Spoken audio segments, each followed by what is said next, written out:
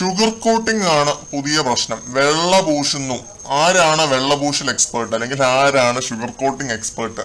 ഇത് ചൊല്ലി ജാസ്മിനും സായും തമ്മിൽ ഒരു തർക്കമുണ്ടായി. തർക്കം എന്ന് പോലും വിളിക്കാൻ പറ്റത്തില്ല, ഒരു ഹെൽത്തി ചർച്ചയുണ്ടായി ഡൈനിങ് ടേബിളിൽ വെച്ചിട്ട്.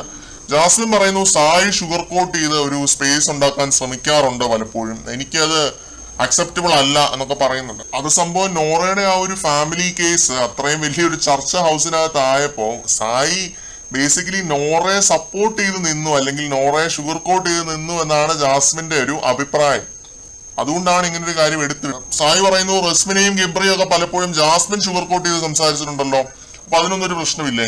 അപ്പൊ ജാസ്മിനും ജിൻഡോയും തമ്മിലൊരു വഴക്കുണ്ടാകുന്ന സമയത്ത് ജിൻഡോയെ നീ വലിച്ചു കീറുമ്പോ അത് മൂന്നാമതൊരു വ്യക്തിക്ക് വലിച്ചു കീറാനുള്ള ഒരു സ്പേസും നീ ഇട്ട് കൊടുക്കാറുണ്ട്. അതെനിക്ക് പറ്റുന്ന ഒരു കാര്യമല്ല, അത് എന്റെ ക്യാരക്ടറാണ് എന്നിങ്ങനെ സായി പറയുന്നു. അപ്പൊ ഉടനെ ജാസ്മിൻ മറ്റേ ഹോട്ടൽ ടാസ്കിലെ ഋഷിയുടെ ക്യാപ്റ്റൻസിയെ കുറിച്ചൊക്കെ സംസാരിക്കുന്നത് എന്തിനാണെന്ന് പോലും അറിയത്തില്ല. ടോപ്പിക്ക് മാറ്റിയ പോലൊക്കെ എനിക്ക് തോന്നി കേട്ടോ. സായി പറഞ്ഞ പോയിന്റ് ജാസ്മിൻ അംഗീകരിച്ച പോലെയാണ് തോന്നിയത്, അതിന് പറയാൻ മറുപടി ഒന്നും ഇല്ലാഞ്ഞിട്ട് ടോപ്പിക്ക് മാറ്റിയതാണ്. ഷുഗർ കോട്ടിംഗ് എക്സ്പേർട്ട് ജാസ്മിൻ തന്നെയാണെന്നുള്ളത് ഈ ഒരു 10-70 ദിവസം ലൈവ് കണ്ടവർക്ക് എല്ലാവർക്കും അറിയാം. ഷുഗർ കോട്ടിംഗ് മാത്രമല്ല, വളച്ചൊടിക്കൽ, ഏഷ്ണി, കുത്തിത്തിരിപ്പ്, ഇതിലെല്ലാം എക്സ്പേർട്ട് ജാസ്മിൻ തന്നെയാണ്. അതിന്റെ ഏറ്റവും വലിയ ഉദാഹരണം തന്നെയാണ് ഋഷി ആ വഴി പോയപ്പോ ഋഷിയെ വലിച്ച് ഇവരുടെ തർക്കത്തിലോട്ട് ഇട്ടത്. അന്ന് സായിയുടെ ടീമും ഋഷിയും തമ്മിലൊരു ക്ലാഷ് വന്നു എന്ന് ജാസ്മിൻ അറിയാം.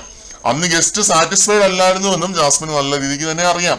ഇവരുടെ തർക്കത്തില് ഒന്നും പറയാനില്ലാത്തോണ്ടാണ് ഋഷിയെ വലിച്ചിട്ടത്. അപ്പോഴും സായി പറയുന്നുണ്ട് ജാസ്മിൻ എത്ര ഷുഗർ കോട്ട് ചെയ്താലും അത് വേറുള്ളവർ ചെയ്യുന്ന സമയത്ത് അതിനെ തെറ്റായിട്ട് പ്രൊജക്ട് ചെയ്യുന്നത് ജാസ്മിന്റെ കഴിവാണ്. ജാസ്മിൻ ചെയ്യുന്നത് തെറ്റേ അല്ല എന്നുള്ള രീതിയിൽ ജാസ്മിൻ പറയും. അതൊരു കാര്യമാണ്, അതൊരു വൈൽഡ് കാർഡ് അഡ്വാൻറ്റേജ് സായി എടുത്ത പോലെയാണ് തോന്നിയത്. സായി എല്ലാം കണ്ടിട്ടാണല്ലോ പോയത്. അപ്പം ടോപ്പിക്കിലേക്ക് തിരിച്ചു വരാമെന്ന് ജാസ്മിൻ പറഞ്ഞപ്പോൾ സായി പറഞ്ഞൊരു അവസാന ഒരു പോയിന്റ് ആണ് ഇത്. അവിടെ തന്നെ ജാസ്മിന്റെ ഗ്യാസ് തീർന്നു. പുറത്തെ കാര്യം പറഞ്ഞ് ഫസ്റ്റ് ഡേ വാർണിംഗ് മേടിച്ച സീക്രട്ട് ഏജന്റിനെ വീണ്ടും എനിക്ക് ലൈവില് കാണാൻ സാധിച്ചു എന്ന്. ജാസ്മിനെതിരെ ഈ ചെറിയ രീതിയിലൊരു ക്ലാഷ് ഉണ്ടായപ്പോ, പക്ഷെ ക്ലീൻ ഷേവ് ഏജന്റ് ആയിട്ടാണെന്നുള്ളൊരു വ്യത്യാസമേ ഉള്ളൂ. എന്തായാലും ഇതൊരു ഹെൽത്തി ചർച്ചയായിരുന്നു, വലിയ വഴക്കോ സീനോ ഒന്നുമല്ല. പക്ഷെ ഇതുപോലത്തെ എക്സ്പോസിങ് ചർച്ചകൾ എനിക്ക് പേഴ്സണലി വളരെയധികം ഇഷ്ടമാണ്, വീഡിയോകൾ ചെയ്യാനും ഒക്കെ ആയിട്ട്.